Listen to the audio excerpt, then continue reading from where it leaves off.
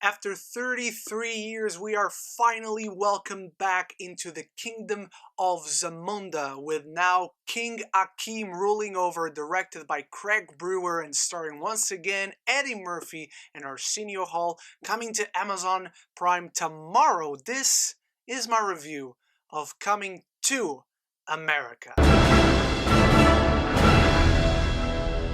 King Akeem of Zamunda learns he has a long-lost son in the United States and must return to America to meet this unexpected heir and build a relationship with his son, or at least that's what IMDb wants you to believe, because most of this film is actually not spent in America. But before I get started with my review, I want to know your thoughts. Are you a fan of the original? I just watched it yesterday in time to watch this and give you this review, so let me know all your thoughts in the comments below. And while you're going down there, why not click that subscribe button if you're new to the channel and haven't done so yet, because it really supports me, it helps the channel. You would also fall in the good graces of King Akeem of Zamunda if you do so. And if you want to support the channel even more, there's also links for my merch on TeePublic and Redbubble in the description. So I did not grow up with the original Coming to America. In fact, I just watched it yesterday. It was a film I really like, and it got me excited for this film because I love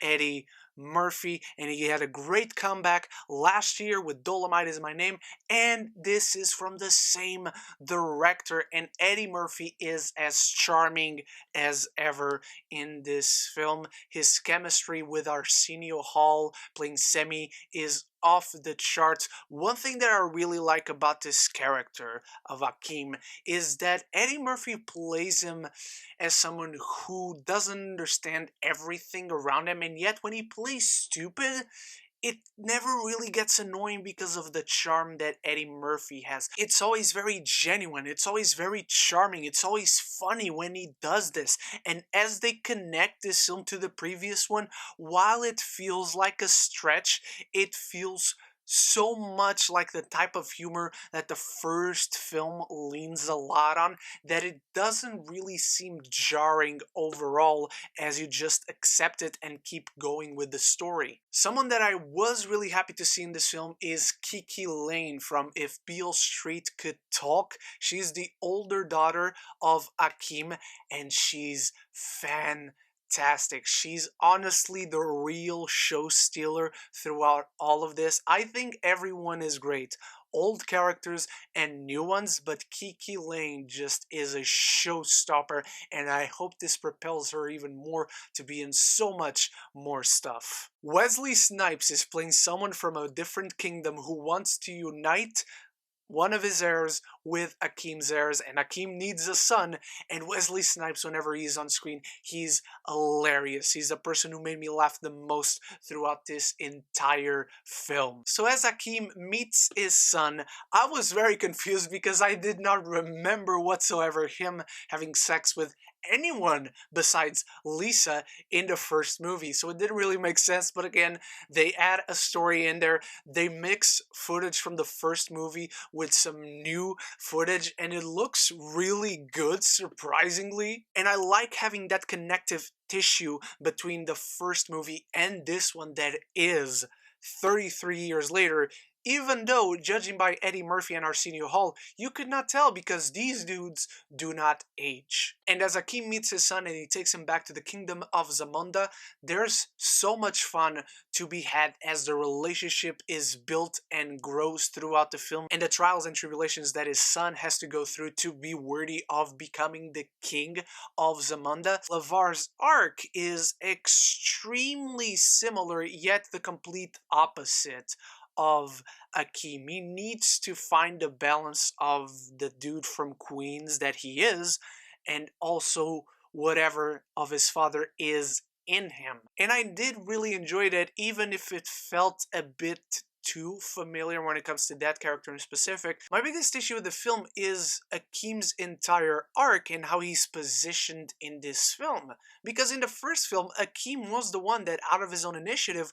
wanted to go against tradition and find a woman that he loves, not just be committed to someone that will just obey him and like whatever movie he likes and like whatever food he likes. And they have a lot of fun with that again in here. There are a lot of callbacks that are really funny, but It feels like this character would not be in this position where he doesn't accept that one of his daughters could inherit the throne from him. So it just rubbed me the wrong way that the very premise of this film suggested that Akeem was going to honor tradition. Why wouldn't he be the one to suggest that one of my daughters just should inherit the throne? And as I've previously mentioned, throughout the film, a lot of things are good. The acting, the writing is sharp, the humor is really funny, it is incredibly charming throughout, but this character is just positioned wrong in how he is serving the story, and I just couldn't ever look past that. To the point where we go further and further into the film, and I start rooting for other characters against Akeem, which sure is the point, but again, it just feels wrong that Akeem is being written in this position and with these beliefs given the events of the first film. I have a feeling that I'm going to be in the minority with the issues that I do have with this film, but nevertheless, I think people are going to love this, and this is a really fun film. It's filled with charm, energy, irreverence. It's got all the tropes that it should have and pokes fun at all the cliches sequels have. Even if it does have a few of those cliches and tropes as well, it does wink at the audience in that way. I feel this is a very genuine movie. It's not cynical and it's trying to be something entirely different. Really, the biggest issue that haunts this film is really how they wrote Akeem. It just feels like a completely different person from the first film sometimes. I'm giving Coming to America a C+. Now, what did you think of Coming to America, my beautiful geeks? Let me know in the comments below how you rank this one with the first one, which one you prefer, and your ranking of the Eddie Murphy movies. Thank you so much for watching. You are the best. Again, remember to subscribe if you haven't, if you've watched this far, and you'll be supporting the channel. And tomorrow I'll have my reviews of the WandaVision finale, as well as Raya and The Last Dragon. Looking forward very much to bringing you those. Thank you so much once more, and I'll see you then. So until then, love each other, and love the movies.